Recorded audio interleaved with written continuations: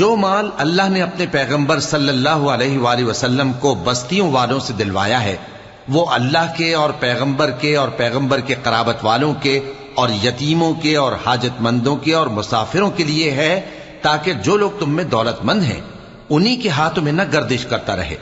اور جو چیز تم کو پیغمبر صلی اللہ علیہ وآلہ وسلم دیں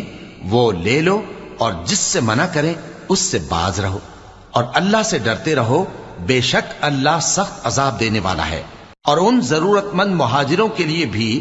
جو اپنے گھروں اور مالوں سے خارج اور جدا کر دیے گئے ہیں، جو اللہ کے فضل اور اس کی خوشنودی کے طلبگار اور اللہ اور اس کے پیغمبر کے مددگار ہیں، یہی لوگ سچے ہیں۔ اور ان لوگوں کے لیے بھی جو مہاجرین سے پہلے اس گھر یعنی مدینے میں مقیم ہیں اور ایمان میں مضبوط ہیں، اور جو لوگ ہجرت کر کے ان کے پاس آتے ہیں وہ ان سے محبت کرتے ہیں، اور جو کچھ